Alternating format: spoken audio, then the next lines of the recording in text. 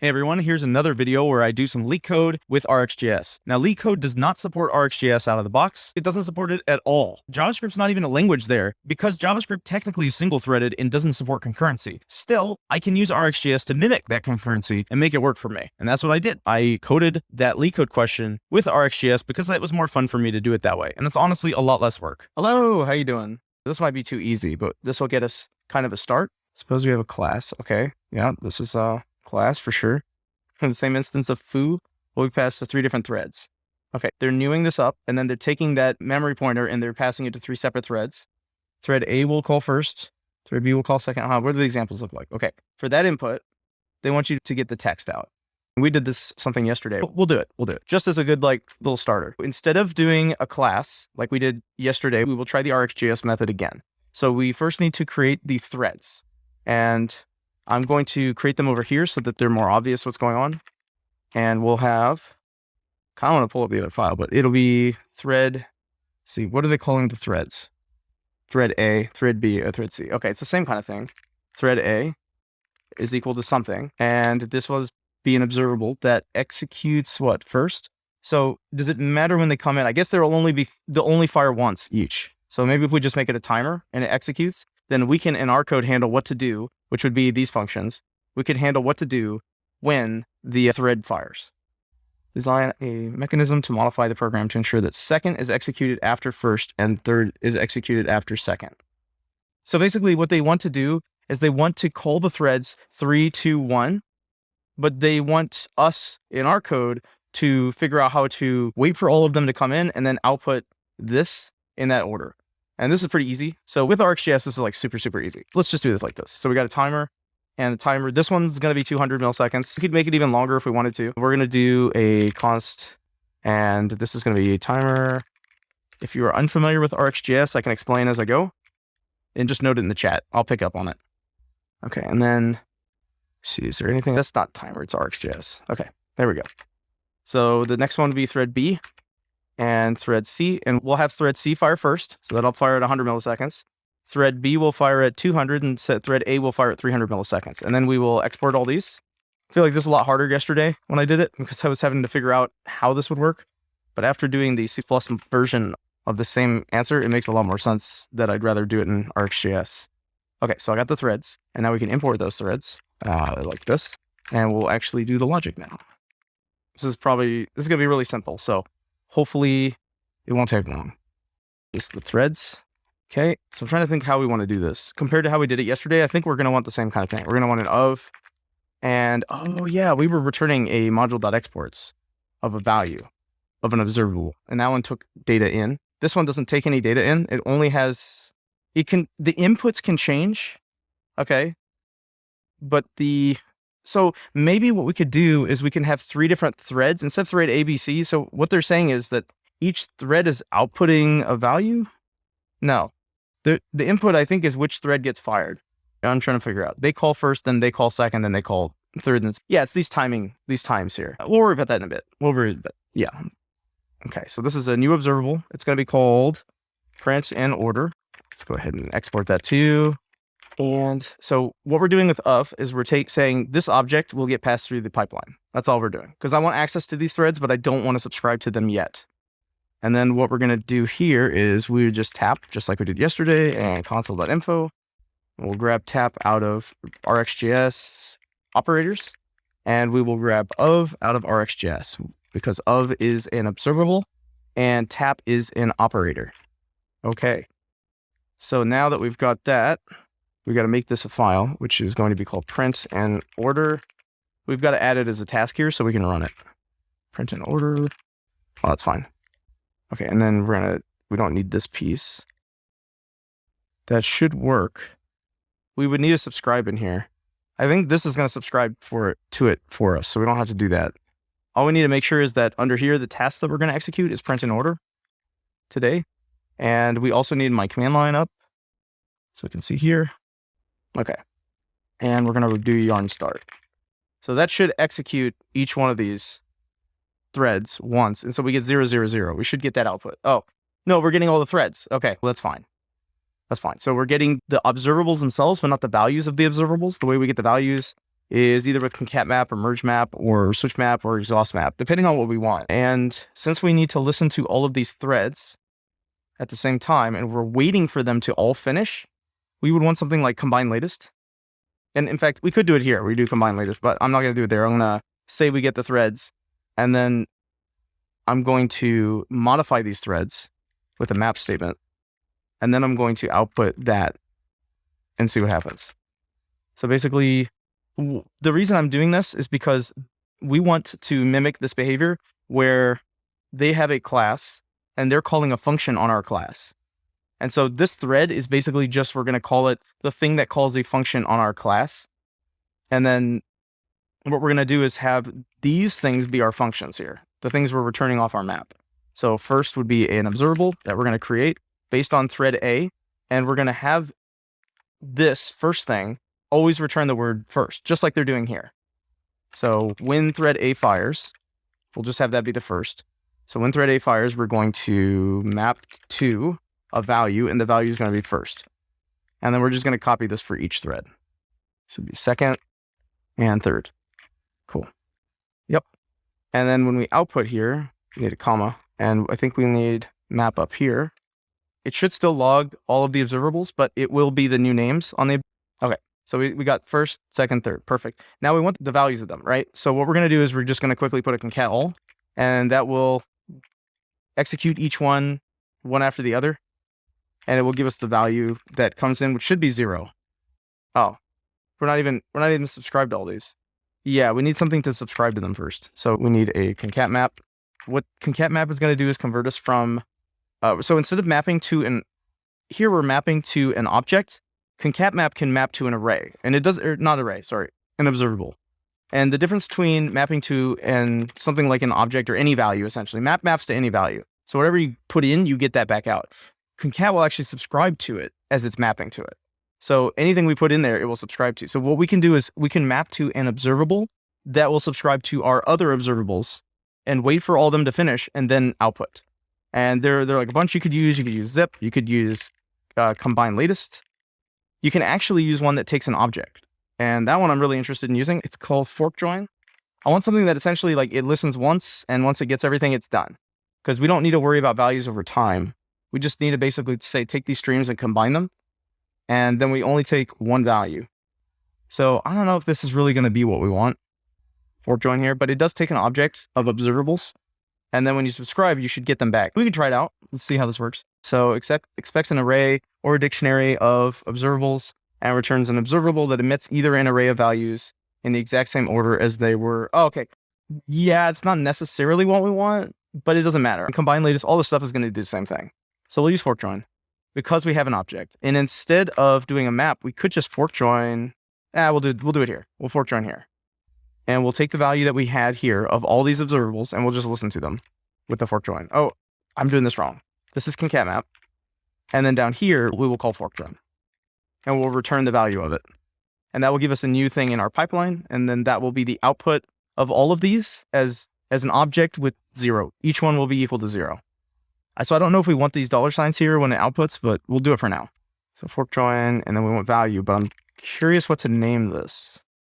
This is like observables. And then I wonder if we even need to do this or if I can just call fork join straight up like that.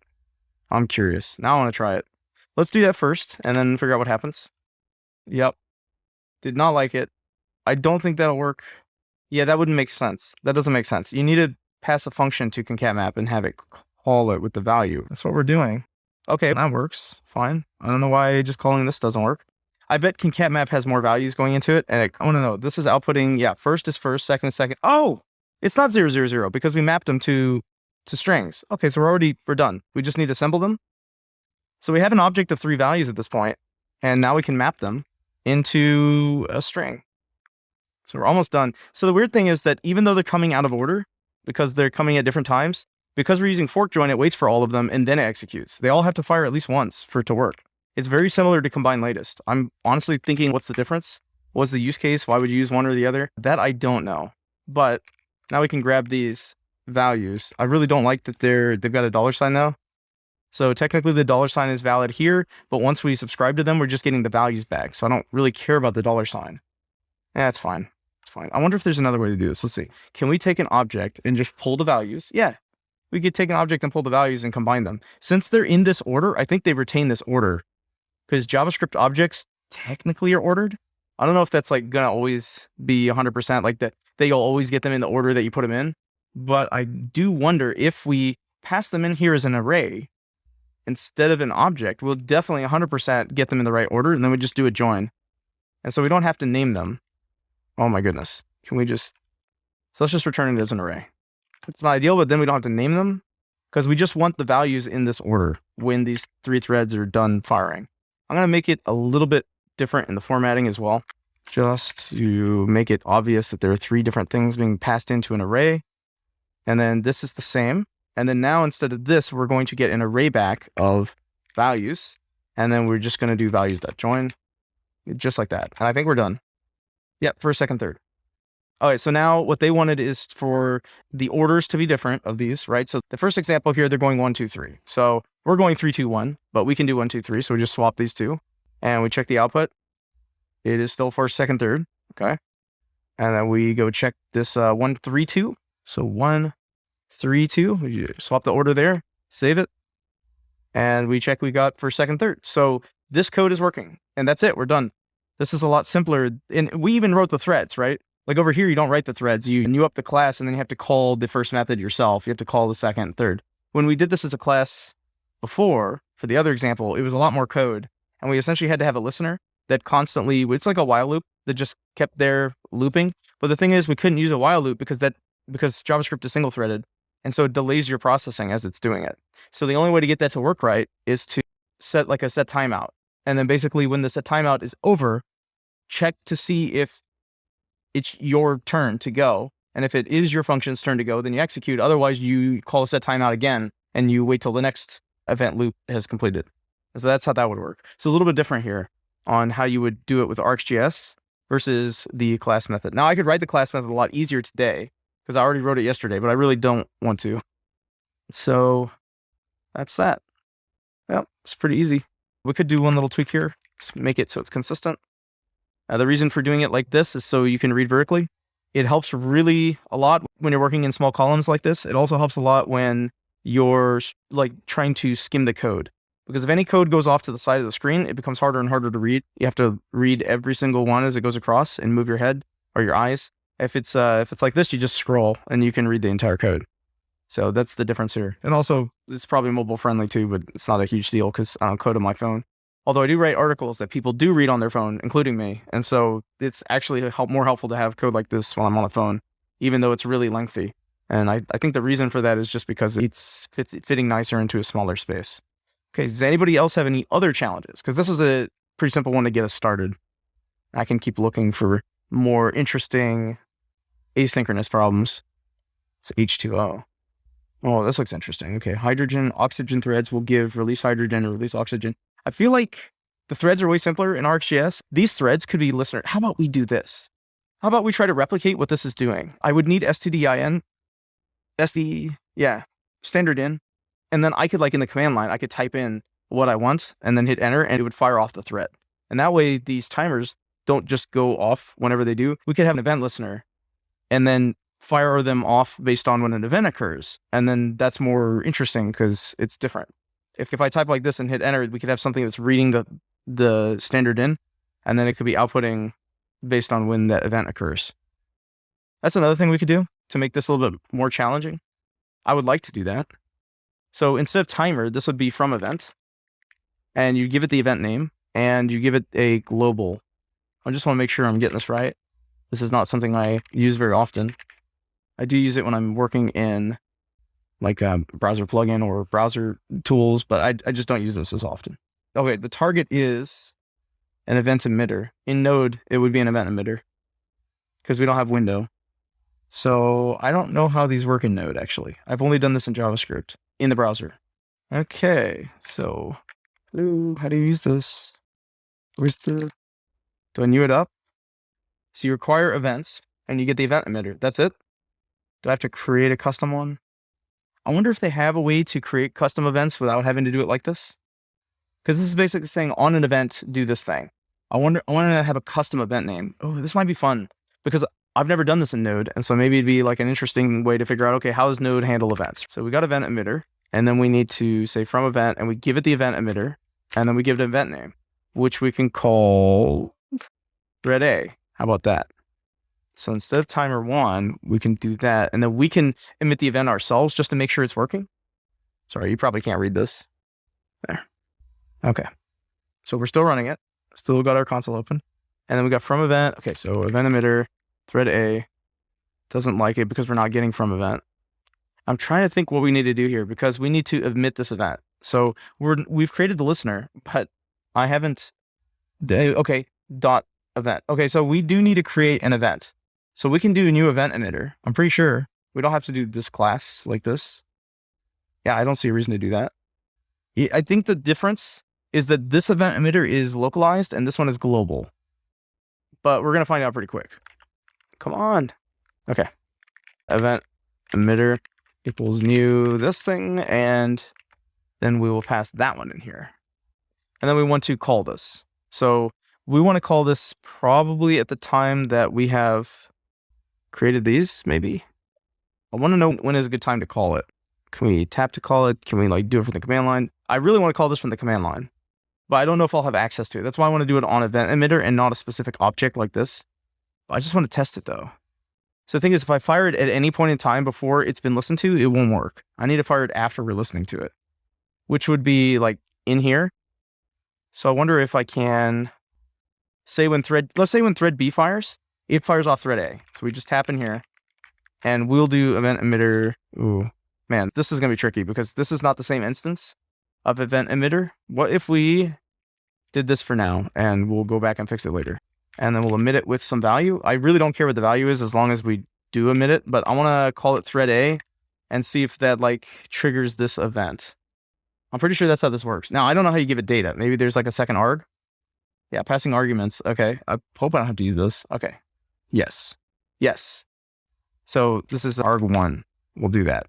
So we're going to emit this when thread B fires, and that will call thread A. Because we subscribe to these in order, I think that should work. After 300 milliseconds, we've already subscribed to thread A. Yeah, and then this will emit. Yeah, let's try it out. It just killed it. It didn't even wait for these to finish. I was so confused. Yeah, I challenged myself here. From event, global event emitter, yes.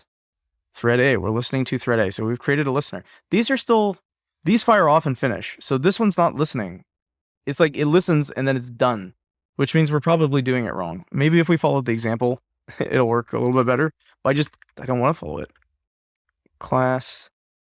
Let's try, we'll call it test event emitter. Status event emitter. Okay. And is that it? I just do this? He's saying my emitter. Okay. Test emitter. No, test. Fine. Test emitter.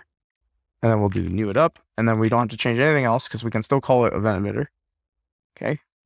Still kills it. Huh? What is going on here? Does this not exist? And I want to log here to see if we even have anything. It did get here. And it must have fired off the event.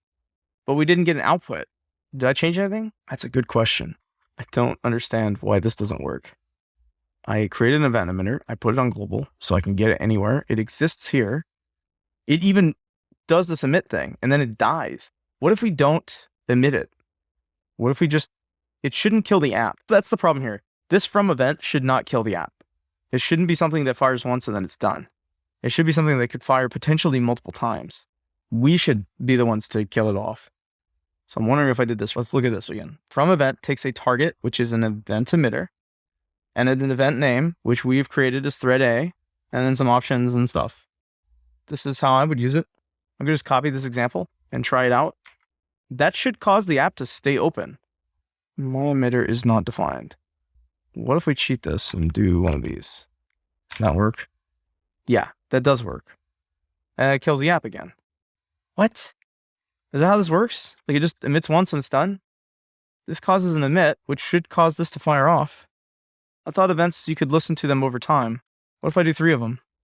It puts 3 of them. Oh my goodness. What is wrong here? Was it killing itself before? Completed running all tasks? No, it didn't do that. I don't think, at least. Let's just swap this real quick. Yeah, it does kill itself, but it does say completed. You know what it is. We had this problem yesterday. I need to do a catch error. I need to know what's going on. Something is broken and it's killing the app. It's doing a process.exit in here maybe? No. I might not be handling errors. That's our problem. So basically, what if I over here, I don't even need a catch in our code. We could do it, but I just need one catch for the whole app. So error, on error, we get a function, and that function gives us an error, and then we just need to log it, and we need to process.exit. Yeah, I think that's what I would do. And then process.exit, which is fine. Okay, so save. No error, and this is working multiple times. How does it know it's done? How does it assume it's done here when we should be subscribing to event thread A here? Man, what is going on? Clearly, I don't understand enough about Node for this, but let's see. Are we process exiting here? No. We are on complete. We do this stuff, and it should not be listening anymore. When the observable is not listening, Node should be like, oh, I'm done, which it is. That's happening as I expect. What isn't happening as I expect, let's make this bigger, is that this from event, it's like dying before it gets to fire it off. So instead of from event, what we could do is new subject, and that would work the same way. So if we did something like const subject equals new subject, like this, then we could put a subject here, like this. And over here, we would call subject $.next, and then you could pass a value into it. I know that works, but I want to use it with these event emitters. So this is interesting. Let's look at, okay, asynchronous. That's what I wanted. Asynchronous and synchronous, right? This is, I don't know what set immediate is. I see. This happens asynchronously. This does not look like something that calls something asynchronously. It's just set immediate. Okay. Is it because of what you're putting in this list? What if I do this? Okay. Delay 100. Is that going to cause it to work? No. Nope, doesn't work. What happens, so here's what's happening. Fork join goes, it subscribes to all of these threads. This one emits. I don't know if this one ever gets called. And then it never hits this map statement because we never log. I'm pretty sure it doesn't hit the map. I could potentially be hitting the map. We know it's hitting the fork join though. The reason I know it's hitting the fork join is because this is happening. This wouldn't happen if we didn't subscribe to it. Also, we are emitting the event thread A. Yeah, interesting. I wonder what this function does. I wonder if we need it. How about this? This does not look like Node. Yeah, I've only used this in the browser. I've never used it in Node. Okay. There's not much, when I look for it, there's not much showing up here. Let me see if Google has anything. It might be something I just look at Stack Overflow, and I could just see if anybody's got it here. That is not helpful. What about event emitter, something like this? These are not helpful. Maybe it's this one. Nobody answered. How about this one? Does anybody answer? New event emitter, yes. You get the emitter. Set interval, okay, fine, and then emit. Interesting, yeah, I don't know. Let's do this. I will emit an event and see if it even goes through. Thread A. Maybe it's because it's got capitals or something. Maybe the event can't have that name. Is this how long ago? Yeah, this is a long time ago. That's even a different library. Nope, still not working. So this emits. At this point in time, this emits. This has not been subscribed to, therefore it won't do anything. Even the delay is not helpful. If we put a start with, this will go through and fire, and it still should be listening for value. This is the thing, is fork join is not a take one. Fork join listens for values over time. And then once those values occur, it should keep outputting them. So if this was an interval instead of a timer, let's change one of these. So we'll comment this out for now. We'll put interval here, see what we get. Yeah, see, it's still listening. It's not working, but still, oh, maybe I should save. Huh. No, nothing's coming out. This is awful. Now none of the code's working. So all the code that worked perfectly like a minute ago is not working. What about this tab? Can I get rid of it? It's not working at all. Oh, what did I do? Is it this? No, because it didn't exit. I created the task. I'm running the task. This task gets here. We create it, and then it gets subscribed to in another part of the code. And it was just working. Weird. So if I timer. First, second, third. Oh my goodness. Why does interval not work? It's the same thing. They're literally the same thing. The only difference between timer and interval is that interval fires multiple times. Is it something to do with fork join? Can I use zip instead? No, it just killed itself, this one. Zip creates an array. It takes multiple arguments though. Okay, that worked with zip. And if we use interval, yeah, so the problem here is fork join. I don't understand fork join. I've had issues with it in the past. I really don't like it. And what I don't really want zip necessarily. I want combine latest. But I think zip will work for this. It's just really weird. And when we use zip, we could name these. Like first, second, and third. Let's try this again with from event. Is the reason it was broken because of fork join? And now it makes me question what fork join is and how it works and how it handles asynchronicity. So this is still working. See, we did this. We emit the event. So if I comment this out, it'll never fire. See, never fired. But if I don't comment it out, it does fire because it emits the thread A event. And if we listen in here, right here, we can tap the output and we should get arg1 in the console. Yeah, arg1, there it is. So this is happening in the order I want. This is the working with the event emitters, and we can convert them all to event emitters. And then what would be more fun is figuring out what happens in stdin, right? So we're typing it to emit the event. That would be a lot of fun. And because we're using the standard event emitter and we're putting on global, we should be able to access it anywhere, including in the console. Yeah, I think so. I'm really curious now about all of this. We'll find out. So the problem here is, we don't want to emit. We want to do that in our code. I still don't like this code now because we changed what we were doing here. This was, I wanted this to be an object before, and the object had these things, and they were first, second, and third. And that way we knew what their names were. Then we could subscribe to them by name instead of having to subscribe to them by putting just an array of observables into fork join. Still don't know why fork join didn't work, but this is more clear to me now. Okay, so this is the order they'll come back, and then now we are 100% sure that first will be first, second will be blah, blah, blah, no matter what order they're being passed, they're called over here. Okay, so let's figure out how to do standard in. I haven't done this in a while, and I know the code is weird for it, but we can also convert it to RxJS as part of the challenge. And I've done this before, so we'll see if I can remember how to do it, or figure out a way to do it, obviously.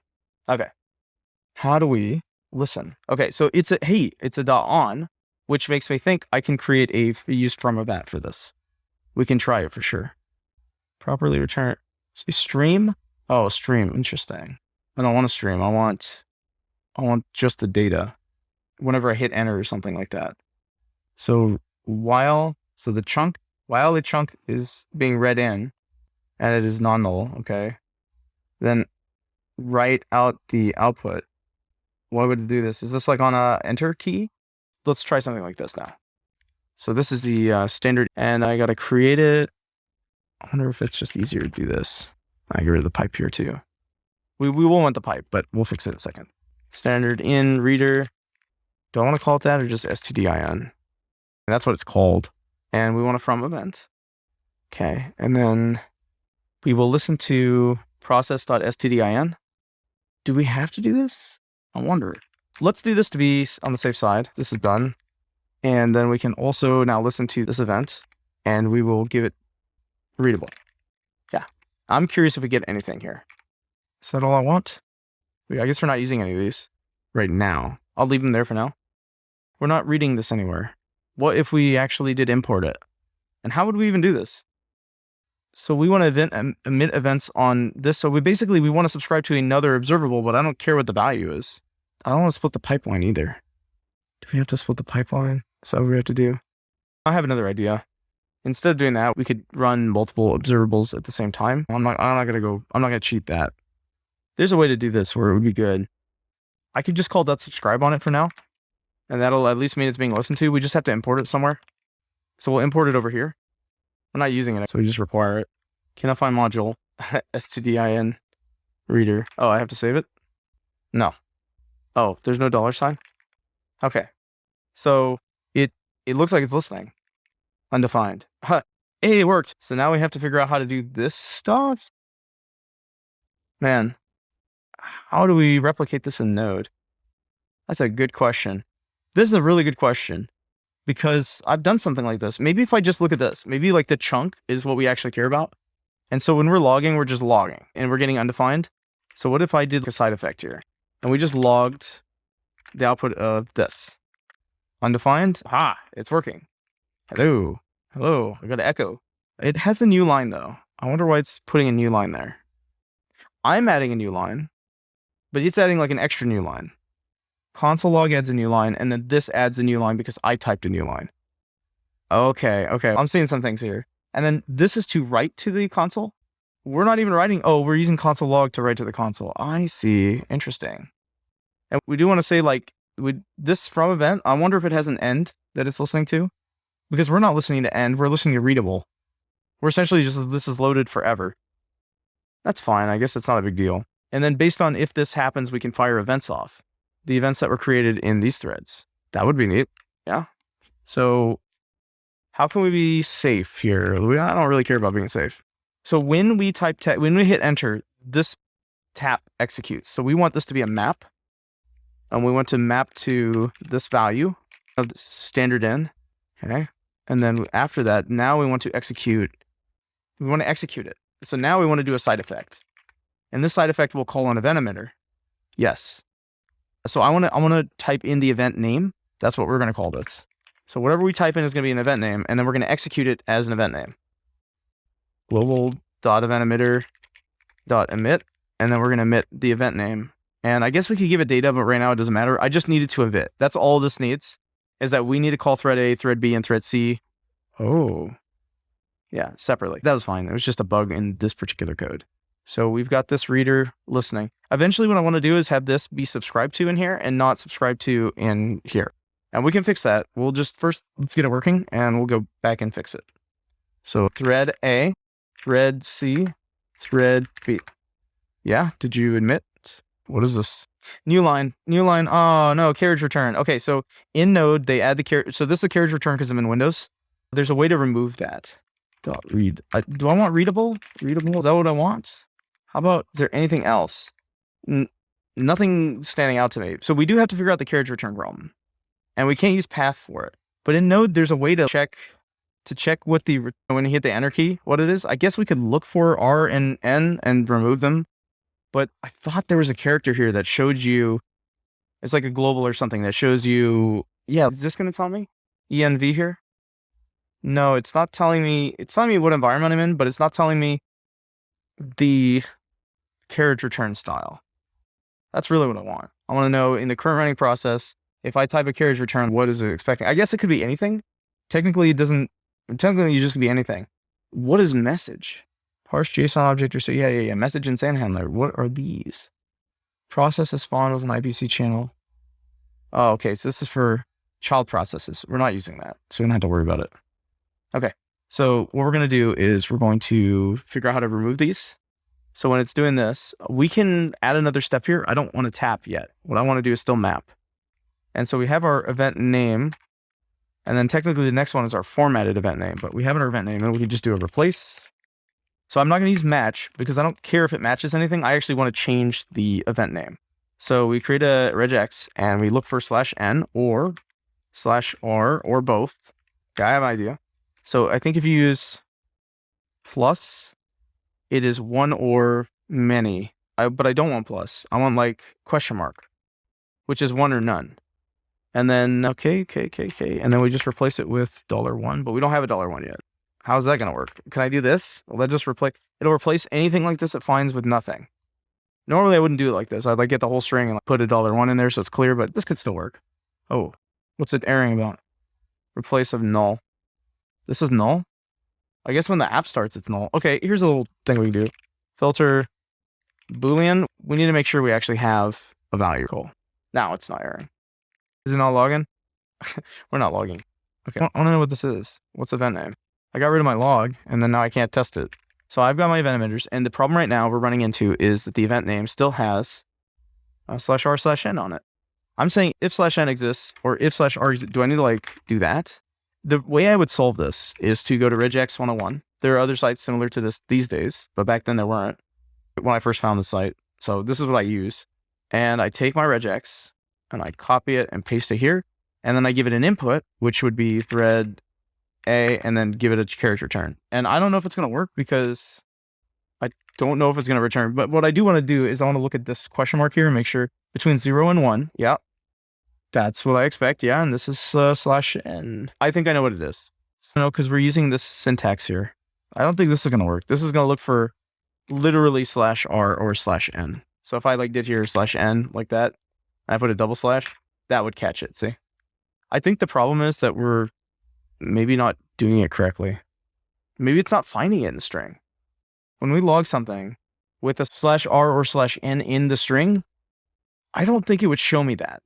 I think it would show it as a new line, which means I literally think we're seeing /n and /r in the string. And actually, I put them in the wrong order. Let me put them in the correct order and see if that fixes it. I saved? Okay. No. Okay, so what I'm going to do is I'm going to put literal /r, literal /n. Is there a character that's /r/n? Is that why it's a problem? Is it something like as a single character? Do I have to do this? No. I just remembered a new way to do this. Problem solved. Okay. Yeah, okay. Thread B, thread C. There we go. It works. Yay. I feel so dumb. So this filter boolean here is to basically say this has to have a value. You can't pass nothing because otherwise we're going to emit an event on nothing and that will error. So we're also trimming the event to get rid of the /r/n that appears because apparently trim can figure out how to do it even though I can't do it within a regex. And then when we do pass in thread ABC, so if we do it here again, thread B, thread C, thread A, now we're in control of when this output occurs. And now it's happening, instead of without threads that just execute on a timer, it's happening based on event emitters that we have added to global here to do work on. So what I would do is probably this would go in a different file. Yeah, we go in a different file. So it'd be event emitter and module.exports, so event emitter. And then we'll just import this where we need it. So instead, and this has to actually be imported in here. And this one will import event emitter from, oh my gosh, again? Okay. From emitter. And we'll just copy this code around. And this should work. It's kind of like the final stress test here. We're not done yet either. We still have more to do. So we use filter, we use mapped. Should fix those errors. And this does not need the event emitter. It doesn't care about it at all. Where's my global? Okay. Yeah, perfect. All right, so the last thing we want to do is figure out the subscribe. So now, instead of just importing this here, we're going to actually get it out and we're going to do something with it. Somehow, we are going to subscribe to this before we have subscribed to anything else. And I wonder, I don't really care about the values, right? We don't care about the output. In fact, here we're just tapping. We need to do ignore elements to get it to stop. I almost feel like creating a redux-observable now to use this. It would be a lot easier. If I'm using redux-observable, what ends up happening is I could fire an action when this is done, and then that could cause other things to happen, which is similar to what we're doing here with these events.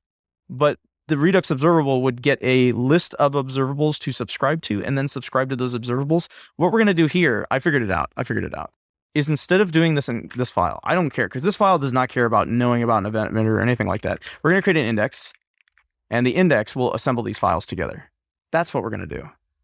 Okay, so we've got two files, print and order and stdin reader, or two observables, I mean, and then we're going to module.exports a new observable that is the combination of both of these. And the way we do that is we use a merge and we merge them together like that. And now the outputs of both of them will go through. This one won't do anything, but they'll both get subscribed. And then in our task runner, we do not run print to in order or whatever. We just get the index, which is this file. And then that will, when this task executes, it will start up both the runner and the reader. Merge is not defined. That might be a good idea to define. And I just realized something else.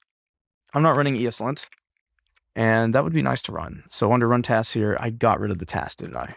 Why did I get rid of the task? Okay, I'll get it later. We can get that later. Let me just copy it in.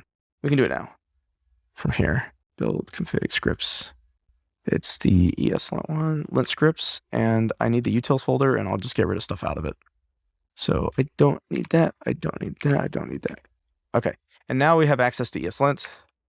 Let's see, run tasks.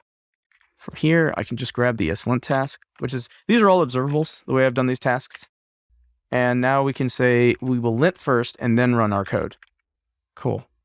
Now we're on the lint step, and we do thread A, thread B. Let's see, works exactly as I expected. Cool. That's a much more fun challenge than the original one, which was just super simple and didn't have any kind of difficulty associated with it.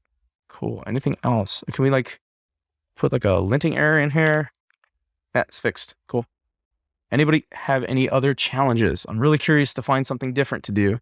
If anything with concurrency is super easy for me, I'd like to try those out. They're not extremely easy, but I don't have to think as hard with concurrency. I feel as I do with some other things. This is the code we ended up with. Hopefully this is readable as well. I try to make it even bigger because I know Periscope has had issues. Periscope with Twitter has had issues trying to represent this, and I did some little changes to make it better. Hopefully this is now represented a lot nicer in that platform. So here's something else we can do to make this better. Once we do all of these, notice how it hasn't, so look, thread A, thread B, actually thread B correctly, and then thread C. Notice it's not done. I can do this again. I can call this multiple times, see? And then I just need to do another B and another C because we had an A queued up. We're done after the first time. Like, we don't care to keep doing this. So I would write a take here. We used this on the last one. Maybe, you know what? Let's use take until. Oh, we're gonna make it more fun. Take until can listen to an observable. Aha. And I can end this entire stream of listening to these threads. Where do I want to end it? I think I want to end it after the zip, so after here. I don't know if it's going to matter, but I want to end it here. So basically, take until can listen to an observable, which is going to be from event. And we will need our event emitter now in here. And we will subscribe to this with from event. Still don't know what was wrong with fork join earlier. Event emitter. And the event will be done. So when done happens, this will fire and it will kill the process. Emit event name, which is done. Did I not save? You know what it is. I know what it is. I know exactly what it is. This is not where the take until is going to go. No. The take until needs to go in our merge that we created. It needs to go on here because I need to kill both of them, not just one of them. I need both of them to be done listening at the point where that event emitter fires. Ooh, that looked bad. Well, that was an interesting experiment. Yeah, I messed up. So it could emit undefined. It's just that I didn't have the code. I need take until. Hey, what the heck? Come on. I know this is working. You know what we could do? Let's not even do this. We'll subscribe to it ourselves out here. I want to know what's going on here. Done. Yes, we got undefined. That means it's done. Oh, it said completed running all tasks. It did finish, but it should have killed the program, which makes me think this is still reading. How can I complete this observable? No, it is done. It is done. When we type in done, it's working. If it executes this code here, this is in run tasks is on complete. It is outputting this information. The weird question is like, why is not ending the program when we're done with our tasks? I don't know why it thinks it's like still listening. That worked. I just say process exit after we're done completing all tasks. I don't want to do that. I don't want to have to do this. Remember before it was killing when I was using fork join, it was actually killing this off. That means it's smart and it knows when we're complete because it didn't error. It makes me wonder why it's not exiting when I am subscribed and the subscriber completes. Is there any other code running? Is this like a listener? Has it got anything crazy going on? Is the linting rule the problem? So if I get rid of the linting and I get rid of this process exit here, is it going to fix the problem? Is it the linter problem? No. It is not the linter. It is something in our observables that even if I kill off this merge here with a done, it does complete the observable, but it does not stop listening to it. It is still subscribed. I really wonder if I need to set this to a value and then do unsubscribe. Completing an observable, I thought unsubscribes it. It's done. How about if we do this? What if we move these? I don't want to do this, but whatever. See anything special in here? No. What if we move this to the index file for the project? So in here. So when we call run tasks, we get an observable back. So now it is run tasks like this. And then when we subscribe and we complete, then what? Does that tell it like we're done? Can we unsubscribe from run tasks? No, this function returns an unsubscribe. Let's try it anyway real quick. Still not working? Cannot read subscribe of undefined. This is not undefined. It is undefined. Okay, we'll just return it for now. Done. Huh. And also, I don't need this subscriber? I mean, this could be also causing the problem. Nope, still a problem. Interesting, interesting. So unless I do a process exit myself, it doesn't end the app? Why would I do that? There's nothing else listening. This completed. Something else is active. It's got to be. But it's not. Like, none of these are active. Because, let me save it. Watch this. Done. Done. Okay. Done. Done. Done. It's not doing anything, but are we still listening? That's a good question. I want to pipe here, and I want to see if we're still listening. So tap console log. Now I'll get tap up here. I want to see if it's like still active, even though the observable has completed, because that would tell me a lot of information. No, it is not still active. That means this one's also completed. This isn't of, but it at the point where it gets to the zip, it is listening forever until something kills off either the parent observable or this observable in particular. Like, this isn't firing, but are these still firing? We're merging the output here. If we put that tap here, if we put it there, I wonder if that would still log. It's not, nothing is hitting this tap. Oh, we're doing ignore elements. Okay, how about this? Done, thread A, thread B, thread C. No, it is not listening. This observable died. This one died. So you need to do like a process exit or something. That is so strange. If somebody could explain that to me, that would be great. I don't know. Let's return run task back to having the stuff in it. I don't necessarily like this running in here, this stuff here, but it's fine. I'd rather it be in here than the index file. Maybe. That's where it goes though, is in the index. Like, you listen and you figure out what you want to do in your app. That's fine. I'll just leave it as is right now. Yep, and that kills it. Okay, interesting. Interesting. Let's look it up. Node.js process not ending RxJS. The same things? Man, what happened to DuckDuckGo? I actually want it to end when it's done waiting on a callback.